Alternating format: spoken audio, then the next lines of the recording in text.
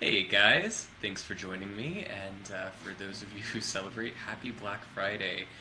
For anyone who's going out to brave those lines, be careful. I hope you guys had a wonderful Thanksgiving, whether you were able to join your families or not for that special day. But on the subject of food, today I'm going to be talking about, I don't know if you guys can tell, but I love food. I'm talking about food delivery services in Madrid. There are several different options to get food delivered to your house in the city, of course, but I'm going to talk about a few, again, of the big players. So to start us off, we've got Deliveroo. Deliveroo operates in Madrid and Barcelona, and it functions mostly for delivering what they consider to be high quality um, foods from different restaurants that are based on some of their personal standards, but that are also influenced by user reviews and blogger evaluations. So you can typically bet that the kind of food you're going to get here is going to be of a pretty good quality. They use bike delivery deliverers, and there are a few companies that do this, and you'll see them all over the city. It's either like through like an actual bike, or they use motorcycles, and they carry these giant boxes on the back of their bikes. And I had no idea when I first got here. I was like, why are these people carrying around like these giant like coolers on their backs? And then I realized because it's food delivery. For Deliveroo, the average delivery cost is going to be around 250, and that's going to depend just a little bit on the agreement with the restaurant and the distance that they have to travel to get to you. And that's a rule that's going to hold true for most of these services. Another popular one, and one that I've utilized a lot here, is Just Eat. It's based in the United Kingdom, and it operates out of 13 different countries in 45 provinces nationwide here in Spain. There are more than 5,000 associated stores, and they do everything from bars and restaurants to fast food delivery. Again, the cost is going to vary depending on the place, but with Just Eat, typically after a certain order amount, you're going to get free delivery. This is almost always my choice, because typically if I'm going to be paying for food, I don't want to pay for the delivery. And often if you buy, that minimum amount, the food that you get will last you a couple of meals, and it's really not so bad, the prices here. I think I got Chinese food for like €9, and that was like the cheapest that I could, for that particular restaurant, the cheapest that I could go and get a free delivery. The wait time for Just Eat is going to be around 45 to 60 minutes. Again, that's going to depend on the distance, and also their sort of like the customers they're dealing with at the moment, the quantity of people they're delivering to at any point in time. Another popular one is Restin, which advertises gourmet food options, as well as other different services, sort of like some florists and things like that. You can sort of get last-minute, gifts through them. They've been delivering in Madrid and Barcelona for about 4 years, and they aim for a medium to high clientele profile. Average order is going to be around 40 to 60 euros, and the delivery cost is approximately €3, depending on, again, the distance and the type of service you're asking for. A cool feature about Restin is that you can track the delivery through GPS. And the wait time is significantly lower in my book, between 20 and 30 minutes. Another popular one that you guys will probably recognize is Uber Eats.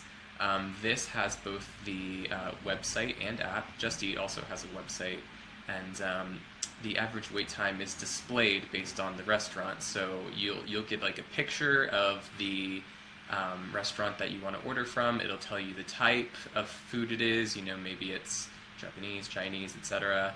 And sort of the types of foods offered. Like next to Subway, for example, it says sandwiches.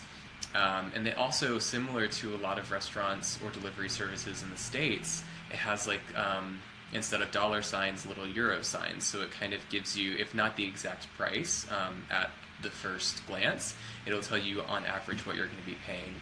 Obviously not in a numeric value, but the €1 is like, that's going to be a cheaper option for me. So it kind of helps you sort through things. So the next one is going to be Glovo, which is another one of the ones that delivers via bike. And they also do more than just food. But with the bike delivery services like Glovo, the maximum weight is going to be around 9 kilograms. And those giant coolers on their backs fit about 40 by 40 by 30 centimeters of things.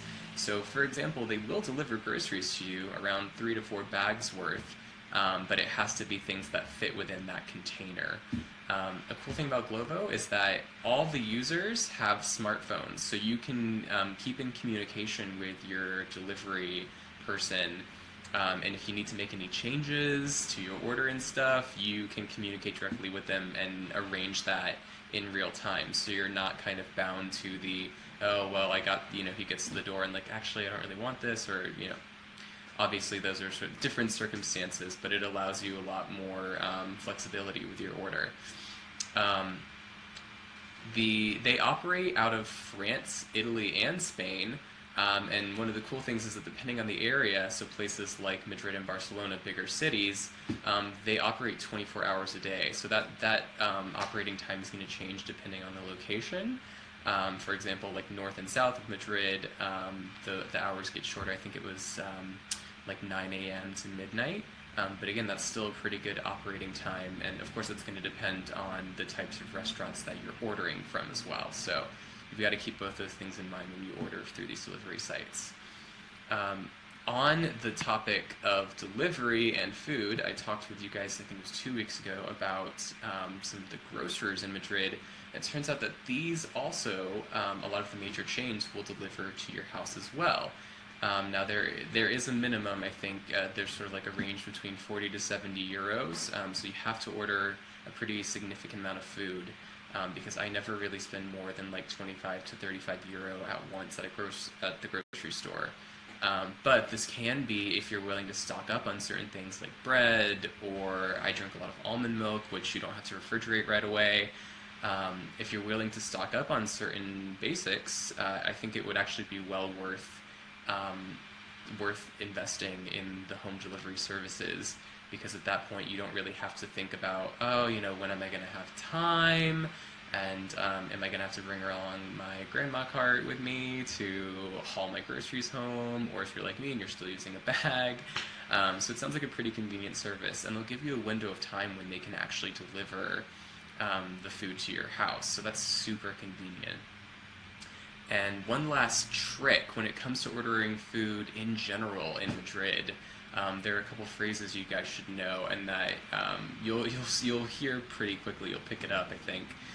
So the phrase para llevar, when you order through an app or a website, so home delivery, this means that you're able to go and pick it up. So it's like if you order a pizza and you say, oh, well, I'll pick it up on my way home, para llevar.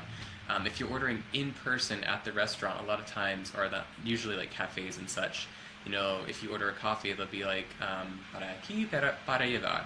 And para llevar means you want to take it to go.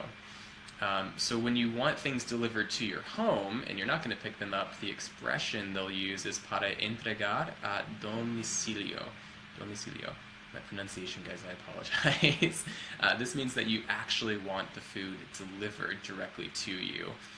So those are a few of the most useful expressions that I have found through ordering food in Madrid. So that's about all that I have for you guys in terms of home delivery services. I think it's really well worth it. You'll find, when you come here, if you're pulling a lot of late nights preparing for classes or studying for Spanish, I know I've been spending a lot of time with that, the home delivery thing is a really good thing to consider. If you guys have more questions, feel free to drop a comment here on this video. And as always, check out our blog and Instagram for more sneak peeks into what your life could be like here in Madrid. Thank you, and have a fantastic afternoon.